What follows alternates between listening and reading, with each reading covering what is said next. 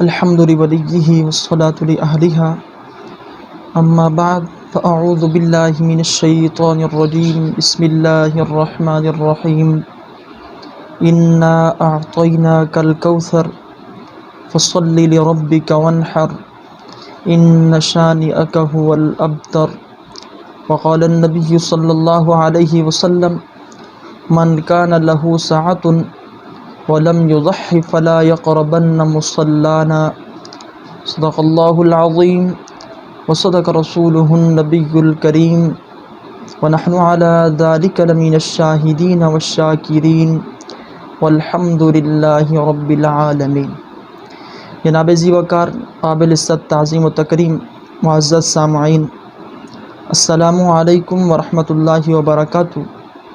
میں نے آپ حضرات کے سامنے قرآن مجید فرقان حمید میں سے ایک سورت اور ذخیرہ احادیث میں سے ایک حدیث تلاوت کی۔ اللہ رب العزت سے دعا گو ہوں کہ مولا کائنات مجھے حق سچ بیان کرنے کی توفیق عطا فرمائے اور ہم سب کو سوچ کر سمجھ کر عمل کرنے کی بھی توفیق عطا فرمائے۔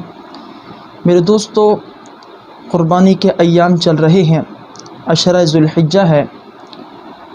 ان ایام کے اندر سب سے افضل ترین عمل جو ہے وہ قربانی ہے، اور سب سے بڑا ثواب قربانی کے اندر ہے، اس لیے کہ سرور کائنات حضرت جناب محمد الرسول اللہ صلی اللہ علیہ وسلم نے فرمایا ان ایام میں افضل ترین عمل جو ہے وہ قربانی ہے، جانوروں کو ذبح کرنا ہے۔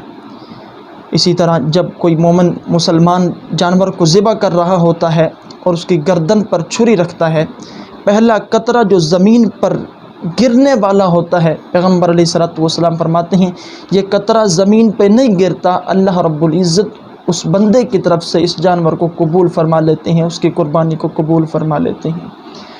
اب قربانی کی تعریف کیا ہے؟ قربانی اصل میں ہے کیا؟ یہ تو فضیلت ہوئی۔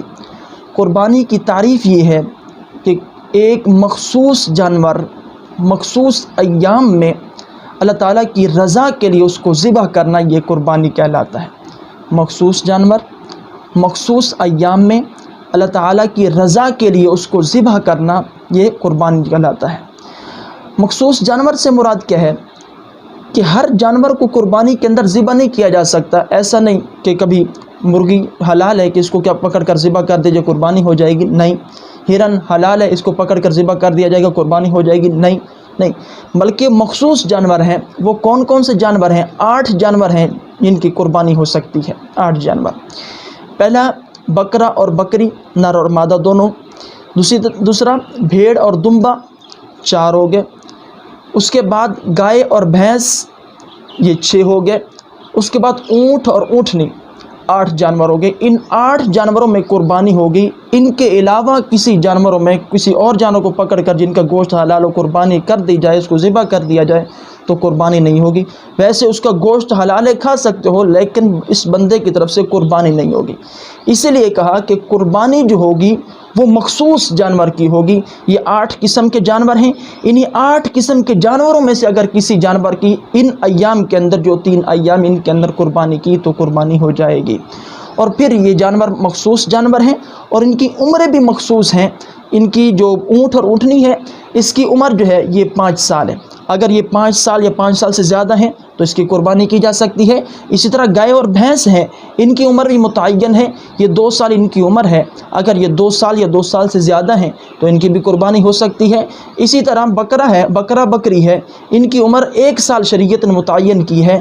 1 سال سے اگر 1 سال کے ہیں، 1 سال سے زیادہ ہیں تو ان کی قربانی ہو سکتی ہے۔ اسی طرح بھیڑ اور دمبا جو ہے، ان کی قربانی اگر یہ 6 ماہ کے اندر اس طرح نظر آئیں کہ یہ سال کے نظر آنے لگ جائیں، اتنے موٹے تازے ہوں، تو پھر ان کی بھی 6 ماہ کے اندر بھی ان کی قربانی کی جا سکتی ہے، اس شرط پر کہ یہ سال کے نظر آئیں۔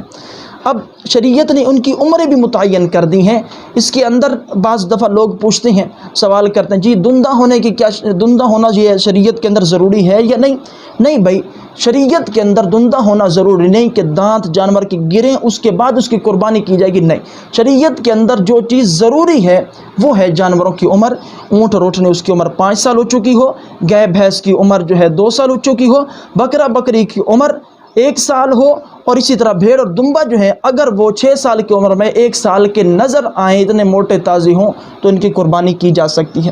باقی رہی بات دندہ ہونے کی، دندہ جو ہے ہم عام طور پر جب کوئی جانور دیکھنے جاتے ہیں تو دندہ دیکھتے ہیں، جی آیا کہ اس کے دانت گر گئے ہیں یا نہیں گر گئے۔ ایسا کیوں ہے؟ ایسا اس لیے ہے کہ یہ جو بیپاری ہوتے ہیں، بیپاری اکثر بد زبان ہوتے ہیں، یہ بدگمانی کرتے ہیں، بد کلامی کرتے ہیں، کہہ دیتے ہیں کہ جی اس کی عمر اتنی ہے، اس کی عمر اتنی ہے، تو اس لیے یہ دندہ ہونا عام طور پر دیکھا جاتا ہے تاکہ قربانی پر اس کا اثر نہ پڑے۔ وہ اس طرح کہ جو اونٹ اور اونٹنی ہے، اس کے جو دانت گرتے ہیں وہ 5 سال کے بعد ہی گرتے ہیں، 5 سال سے پہلے نہیں گر سکتے۔ اسی طرح گائے اور بھینس جو ہے، ان کے جو دانت گرتے ہیں وہ 2 سال کے بعد گرتے ہیں، 2 سال سے پہلے ان کے دانت نہیں گر سکتے۔ اسی طرح بکرا بکری ہے، اس کے دانت جو ہیں وہ 1 سال کے بعد گرتے ہیں، 1 سال سے پہلے نہیں۔ اس کو دوسرے الفاظ کے اندر اگر میں سمجھاؤں تو اس طرح سمجھیں کہ یعنی سال سے پہلے، جیسے بکرا اور بکری ہے، سال سے پہلے اس کے دانت نہیں گرنے، یہ ممکن ہی نہیں ہو سکتا ہے کہ بعد میں گریں، 1.5 سال کی عمر میں گریں، لیکن سال سے پہلے نہیں گر سکتے۔ اسی طرح گائے اور بھینس ہے، اب یہ ہو سکتا ہے کہ 2.5 سال کی عمر میں اس کے دانت گریں، لیکن 2 سال سے پہلے اس کے دانت نہیں گر سکتے۔ اسی طرح اونٹ اور اونٹنی ہے، ہو سکتا ہے کہ یہ 5 سالوں کے بعد 5.5 سال کی عمر میں جا کر اس کے دانت گریں، لیکن 5 سال سے پہلے اس کے دانت نہیں گرنے۔ اسی لیے جب بندہ کوئی دیکھنے جاتا ہے کسی جانور کو، دندہ اور غیر دندہ، یہ اس لیے دیکھتے ہیں تاکہ اگر دانت گر چکے تو یہ کنفرم ہے، اگر بکرا بکری ہے تو یہ اس کی عمر ہو چکی ہے، ٹھیک ہے۔ اسی طرح اگر گائے بھینس ہے، اس کے دانت گر چکے ہیں تو یہ تو کنفرم ہے کہ 2 سال سے کم نہیں، 2 سال سے زیادہ ہے۔ اسی طرح اونٹ اور اونٹنی دیکھنے کے لیے گئے، اگر اس کے دانت گر چکے ہیں تو یہ بات تو متعین ہے کہ یہ 5 سال سے کیا ہے، زیادہ ہے۔ اسی لیے دندہ اور دندہ ہونا دیکھا جاتا ہے کہ کہ اس کے دانت گر چکے یا نہیں گر چکے، وگرنہ شریعت کے اندر دندہ ہونے کی کوئی شرط نہیں۔ شریعت کے اندر جو اصل چیز ہے وہ عمر ہے، کہ عمر کتنی ہونی چاہیے۔ بکرا بکری سال کے، گائے بھینس 2 سال کے، اونٹ اونٹنی جو ہے وہ 5 سال کے ہونا کیا ہے، ضروری ہے۔ اور اس کے بعد یہ جانوروں کی عمریں بھی متعین ہیں، اور عمروں کے بعد ان جانوروں، یہ جانور جو ہیں یہ سالم الاعضاء ہوں، ان کے اعضاء بھی سالم ہوں، ان کے اندر عیوب نہ ہوں، ان کے اندر کوئی عیب نہ ہو۔ ایسا نہیں کہ کسی جانور کا کان کٹا ہوا قربانی ہو رہی ہے، کسی جانور کا جس جانور کی دم کٹی ہوئی ہے قربانی ہو رہی ہے، ایسا نہیں کسی جانور کا جو ہے ناک کٹا ہوا ہے اس کی قربانی ہو رہی ہے، نہیں، ایسا نہیں۔ کوئی جانور بالکل نابینا ہے اس کی قربانی ہو رہی ہے، ایسا نہیں۔ اس کے اندر ان چیزوں کو دیکھنا پڑے گا۔ اگر کسی جانور کا بالکل نابینا ہے اس کی قربانی نہیں ہو سکتی، کسی کا کان کٹا ہوا اس کی قربانی نہیں ہو سکتی، کسی کی دم کٹی اس کی قربانی نہیں ہو سکتی۔ اس کے اندر شریعت نے ایک مقدار متعین کی ہے۔ مثلا اگر کسی جانور کا کان کٹا ہوا ہے تو دیکھا جائے گا، اگر تہائی سے کم ہے، اگر کان تہائی سے کم کٹا ہوا ہے تو اس کی قربانی ہو جائے گی، لیکن اگر یہی کان تہائی یا تہائی سے زیادہ کٹا ہوا ہے تو اس کی قربانی نہیں ہو سکتی۔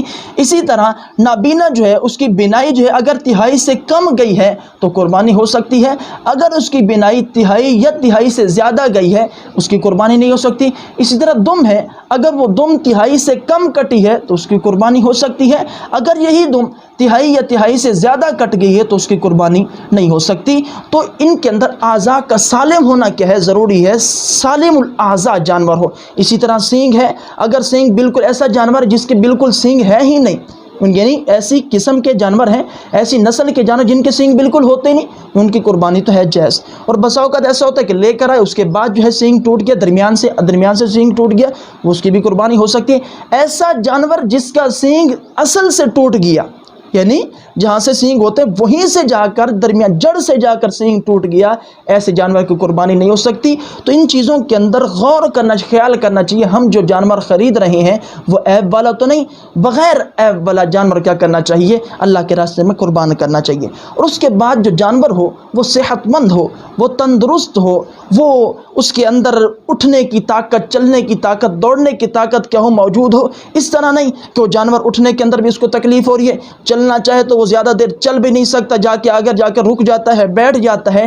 نہیں، اللہ کے راستے میں جانور ذبح کرو، وہ صحت مند جانور ذبح کرو۔ اس لیے کہ رب تعالی نے قرآن مجید کے اندر فرمایا، لن تنالوا البر حتى تنفقوا مما تحبون، اللہ کے راستے میں جو تم مال خرچ کرتے ہو اس وقت تک تمہیں نیکی کو نہیں پہنچ سکتے، اس وقت تک تمہیں نیکی نہیں ملے گی، حتى تنفقوا مما تحبون، حتیٰ کہ تم وہ مال خرچ کرو جس سے تم محبت کرتے ہو، جو تمہیں اپنا محبوب ہے، جو چیز تمہیں اپنی محبوب ہے وہ مال خرچ کرو گے تو تم نیکی کو پہنچ سکو گے۔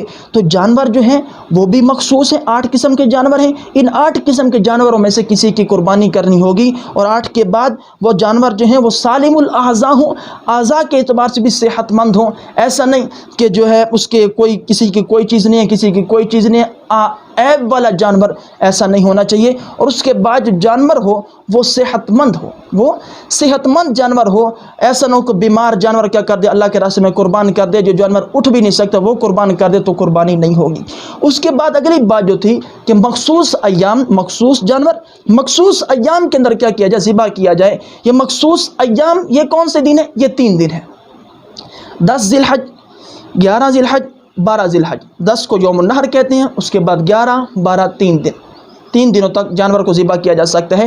اب پہلا جو دن ہے 10 کا، جو شہر اور شہر کے قریب قریب والے جو لوگ ہیں وہ جو ہے یوم النحر کو 10 ذی الحجہ کو جو جانور ذبح کریں گے وہ عید الاضحیٰ یعنی عید کی نماز پڑھ کر ذبح کریں گے۔ عید سے پہلے اگر کسی نے جانور ذبح کیا تو اس کی قربانی نہیں ہوگی۔ قربانی جو ہوگی وہ عید کی نماز پڑھ کر کیا ہوگی، قربانی ہوگی۔ ہاں جو دیہاتوں میں لوگ رہتے ہیں جن کے ہاں عید کا اہتمام نہیں، عید نہیں پڑھی جاتی، تو وہ جو ہے وہ عید سے نماز، فجر کی نماز پڑھ کر وہ قربانی ذبح کر سکتے ہیں۔ اسی طرح اگر دیہات کا جانور شہر میں آ گیا عید والے دن تو اس کی بھی قربانی جب کی جائے گی تو وہ عید کی نماز پڑھ کر کی جائے گی۔ اگر اس کی قربانی نماز فجر کے بعد کر دی، عید سے پہلے کر دی تو قربانی نہیں ہوگی۔ گوشت تو ہو جائے گا، ذبح ہو جائے گا، لیکن قربانی اس کی طرف سے ادا نہیں ہوگی۔ اسی طرح اگر شہر کا جانور دیہات میں چلا گیا عید والے دن تو اس کی قربانی جو ہے وہ بھی فجر کی نماز کے بعد اس کو ذبح کیا جا سکتا ہے۔ عید کے پڑھنے، عید یعنی جہاں پر عید نہیں ہوتی اس جگہ کی بات ہو رہی، وہاں پر اس کو ذبح کیا جا سکتا ہے عید سے یعنی کہ فجر کی نماز کے بعد۔ لیکن جہاں پر عید ہوتی ہے، جیسے شہروں میں عید ہوتی ہے یا ایسے الگ الگ دیہاتوں میں بھی جگہ جہاں پر عید ہوتی ہے، تو ان کو چاہیے کہ عید پڑھنے کے بعد جانور ذبح کریں۔ اگر عید پڑھنے سے پہلے جانور کو کیا کریں گے، ذبح کریں گے تو قربانی نہیں ہوگی، تو قربانی نہیں ہوگی۔ اسی کے اندر ایک اور بات بھی ہے جو ہمارے ہاں عام طور پر ہمیں اس چیز کا علم نہیں۔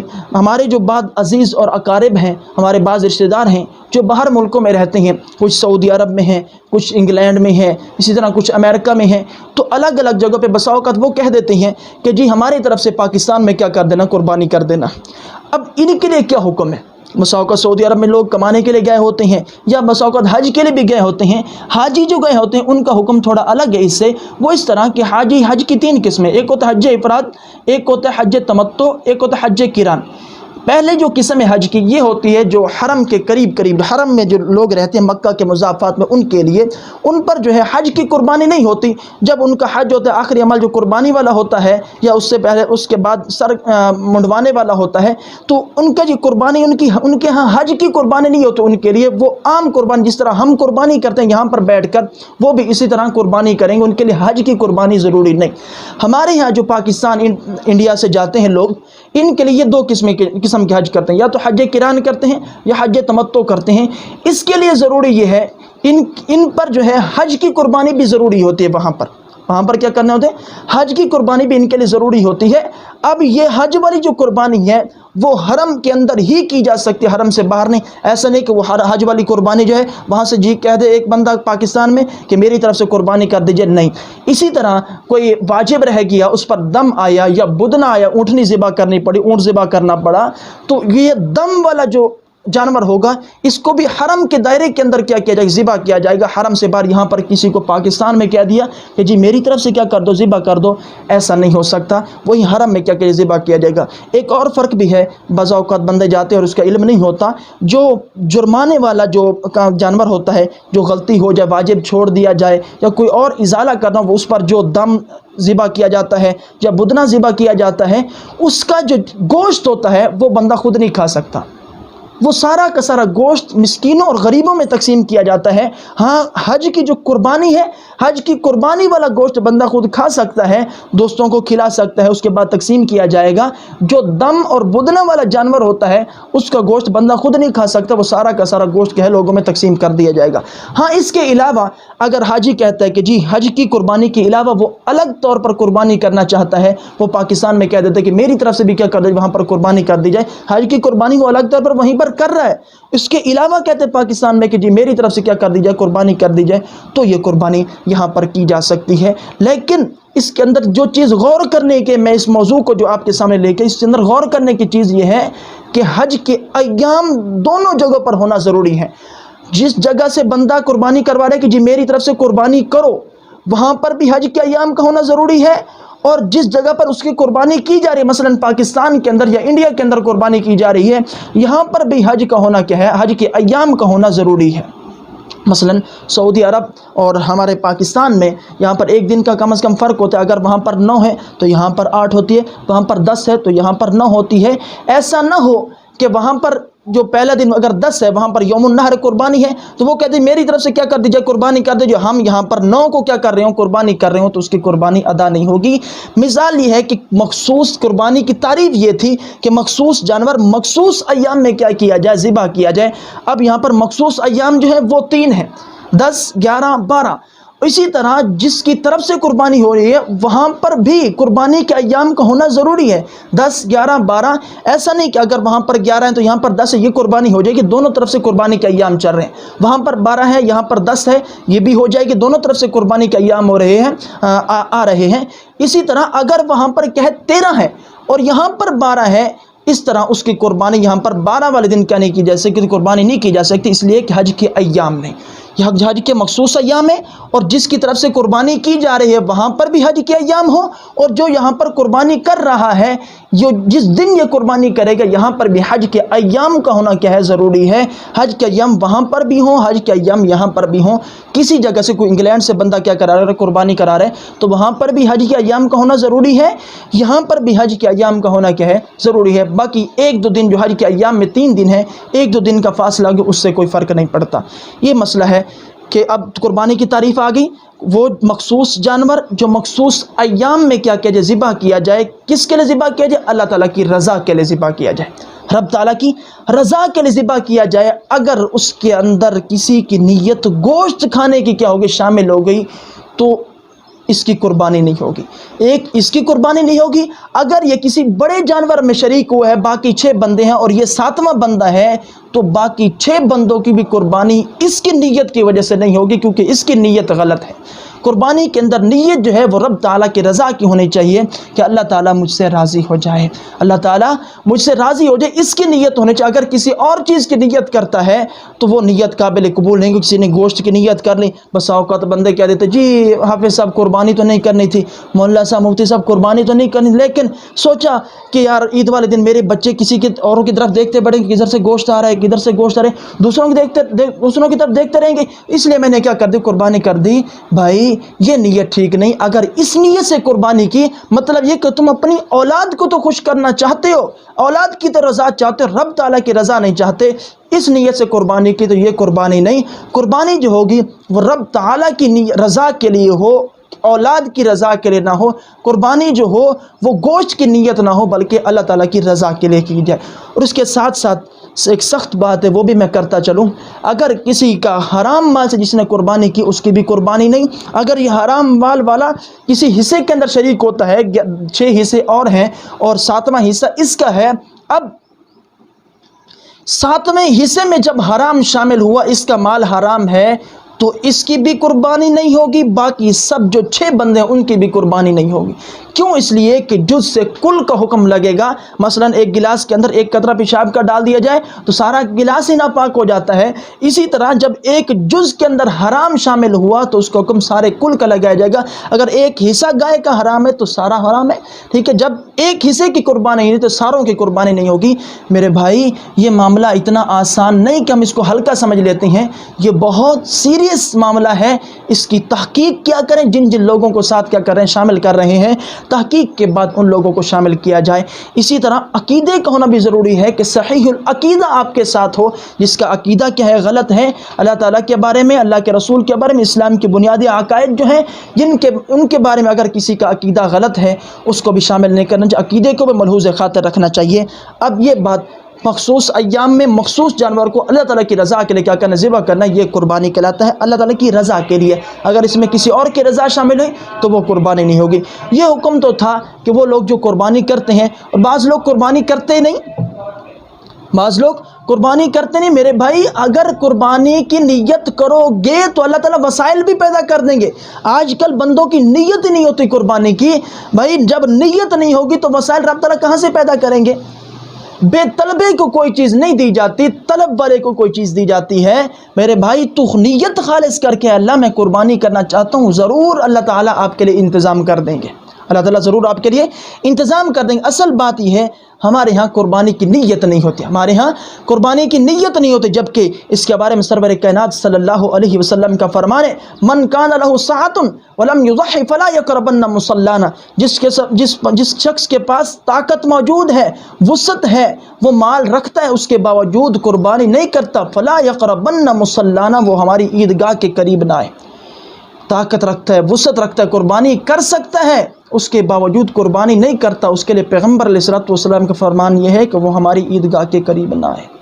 اب اس لیے ضروری ہے کہ ہم اپنی چھان بین کریں کہ ہم پر قربانی واجب ہے یا نہیں۔ اگر قربانی واجب ہے تو کریں۔ اب اگلا سوال جو ہے آپ کہیں گے جی قربانی کس طرح پتہ چلے گا کہ قربانی واجب ہے یا نہیں؟ جی یہ معاملہ تحقیق کرنے کا ہے۔ جس شخص پر صدقہ فطر لازم ہے اس پر قربانی لازم ہے، جس شخص پر صدقہ فطر لازم ہے، جو شخص صدقہ فطر ادا کرتا ہے اپنی طرف سے، اس پر قربانی بھی کیا ہے؟ لازم ہے۔ صدقہ فطر کے اندر، زکوٰۃ کے اندر جو چیزیں دیکھی جاتی ہیں وہ یہ ہوتا ہے سونا، چاندی، اس کے بعد مال تجارت اور نقدی جو ہوتی ہے وہ دیکھی جاتی ہے، جو ضرورت سے زائد سامان ہو اس کو بھی دیکھا جاتا ہے، یہ چیز زکوٰۃ کے اندر۔ اسی طرح قربانی کے اندر کے لازم ہونے کے اندر اور اسی طرح صدقہ فطرانہ کے اندر ان چیزوں کو بھی دیکھا جاتا ہے، اور اس کے ساتھ جو زائد سامان ہوتا ہے گھر کا، مثلا میرے 3 جوڑے جو ہیں یہ میری ضرورت ہے، 3 جوڑوں سے زیادہ جو ہے وہ زائد ظاہر ہے میرے لیے۔